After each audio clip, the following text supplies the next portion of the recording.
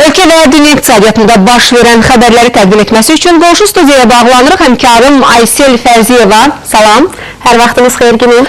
Aysel, bugün iqtisadi xəbərləri izləyəndə bir xəbər diqqətimi çəkdi. Rusiya ilə Azərbaycan arasında imzalanan memorandumda açıqlanıb ki, bu ölkə Azərbaycana 1,8 milyard dollar sərmayə yatırıb və diqqətimi çəkən bir məqama suala cavab tapa bilmədim. Azərbaycan bu ölkəyə nə qədər sərmayə yatırıb bugünə qədər? Bəli, Günel, Azərbaycansa bu ölkəyə 1 milyard dollara yaxın sərmayə yatırıb. Bu barədə məlumatlarımız olacaq sizə.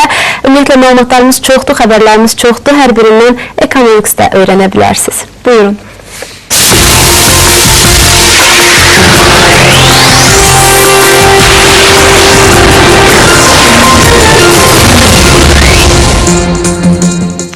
İndi isə bir qədər də ətraflı. Azərbaycanda 570 Rusiya kapitallı şirkət fəaliyyət göstərir. İqtisadiyyat və Sənaye naziri Şahin Mustafayevlə Rusiyanın İqtisadi İnkişaf naziri Aleksey Ulyakayev arasında keçirilən görüşdə belə deyilib. Qarşılıqlı investisiyaların əhəmiyyətindən danışan Şahin Mustafayev qeyd edib ki, Rusiya Azərbaycana 1,8 milyard dollar sərmayə yatırıb. Azərbaycanın qonşu ölkəyə yatırdığı investisiyanın həcmi isə 1 milyard dollar təşkil edib. Görüşdə ölkələr arası iqtisadi əlaqələrin daha da artırılması yolları müzakirə olunub. Sonda Azərbaycan İqtisadiyyat və Sənaye Nazirliyi və Rusiya Federasiyasının İqtisadi İnkişaf Nazirliyi arasında əməkdaşlıq haqqında memorandumda imzalanıb. Rusiyanın Rosneft şirkəti Abşeron yatağının işlənməsi və kəşfiyyatında iştirak edə bilər. Dövlət Neft şirkətinin prezidenti Rövnəq Abdullayev bu barədə məlumat verib. Onun sözlərinə görə Dövlət Neft şirkəti də Rusiyadakı layihələrdə iştirakda maraqlıdır. Çətin çıxarıla bilən neft ehtiyatları var ki, Rusiyada orada onlar işləmirlər, biz istəyərdik ki, orada işləyək. Onlar Abşeronda da iştirak etmək istəyərdilər. Onlar başqa strukturlarda yataqlarda strukturların kəşfiyyatında iştirak etmək istəyərdilər. Nə şeylər olacaq, deyim ki, azı infrastruktur layihələri var ki, birlikdə biz bilirsiniz, bu məsələ hələ ki hesablanılır, işləyirik. Bu Rosneft'in, Rusiya neftinin Bakı arası xətti ilə Bakı gətirilməsi, Bakı neftin zavodlarında önünə edilməsi, mənim hissəsim Bakı Tiflis-Ceyhan kəməri ilə Ceyhana vurulması, bu işlər iş gedir və artıq mənim gəlləşdə olur.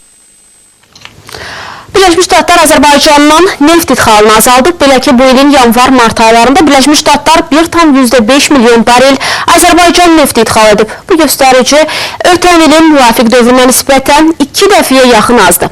2013-cü ildə bu ölkə Azərbaycandan 10,4 milyon barel alıb. Daşımalar əsasən Bakı-Tbilisi-Ceyhan boru xətti vasitəsilə həyata keçirilib. Onu da qeyd edək ki, kəmər istifadəyə veriləndən bugünə qədər 1 milyard 952 milyon barel qara qızıl daşıyıb. Bu həcmdə neft 2545 tankerlə dünya bazarına daşınıb. Avropa Mərkəzi Bankı bu həftədən avro üçün mənfi faiz dərəcələrini müəyyən edərək bankların kreditləşdirilmə həcminin artırılmasına hazır olduğunu bəyan edib. Bununla Avropa iqtisadiyyatının tənzimləyicisi deflyasiya təhlükəsi ilə üzləşən Avropa bazarına böyük miqdarda pul kütləsi buraxmaq əzmində olduğunu bir daha nümayiş etdirib. Avrozonada aprel ayında inflyasiya illik göstəricdə 0,7% təşkil edir. Bu isə Avropa Mərkəzi Bankının məqsədli faiz göstəricisindən düz 3 dəfə azdır. Ümumiyyətlə 2013-cü ilin oktyabrında inflyasiya hələ də 1% keçməyib. Aşağı inflyasiya özlüyündə iqtisadiyyat üçün təhlükəlidir, amma deflyasiya ümumiyyətlə daha təhlükəlidir. Deflyasiya əmək haqqlarının azalmasına, insanların böyük alışlarını təxirə salmasına səbəb olur və son nəticədə bu istehsalın zəifləməsinə gətirib çıxarır.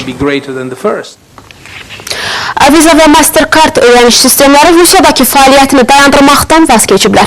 Artıq bununla bağlı tərəflər arasında razılıq da əldə edilib.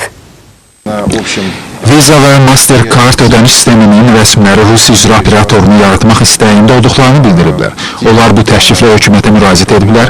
Təklifə əsasən 6 ay ərzində Rusiya ödəniş sistemləri ilə əlaqəli rejimi təmin olmalıdır ki, qarşıdakı 1 il yarım ərzində sırf Rusiyaya məxsus Visa və Mastercard şirkəti fəaliyyət göstərə bilsin. Onlar buna hazır olduqlarını bildiriblər.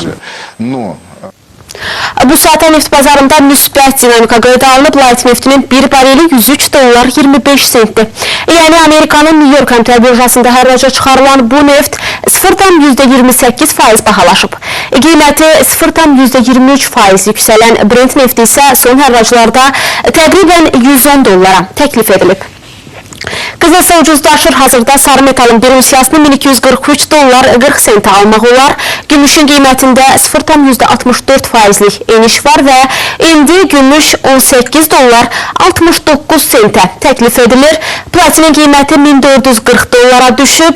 Palladium da ucuzlaşıb, amma mis və alüminium bir qədər bahalaşıblar. Bu saat Amerikanın aparıcı indekslərində artım müşahidə olunur. Avropanın fond birjalarında isə fərqli tendensiya var. Almaniyanın DAX-ı 0,4% yüksəlsə də, Böyük Britaniyanın FTSE 100-ü 0,4% ucuzlaşıb. Yaponiyanın Nikkei 225 indeksi isə nəzərə çarpacaq artım nümayiş etdirib. Avro-dolların məzənnəsi 1.36-31-ə bərabərdir. Dollar yen 101.99-dur. Funt sterling dollar isə 1.67-46-ya mübadilə olunur. Azərbaycan Mərkəzi Bankının rəsmi valyuta məzənnələri isə belədir. Dollar 78 qəpik yarımdır. Avro 1 manat 7 qəpikdir. Rusiya rublu 2,3 qəpiyə mübadilə olunur. Türk lirəsi isə 37 qəpiyə bərabərdir. Belə, bu bizim sizə çatdıracağımız sonuncu iqtisadiyyat xəbəri idi. Səda isə həmkarım Günel Gözəlovanın təqdimatında davam edir. Təşəkkür ederim.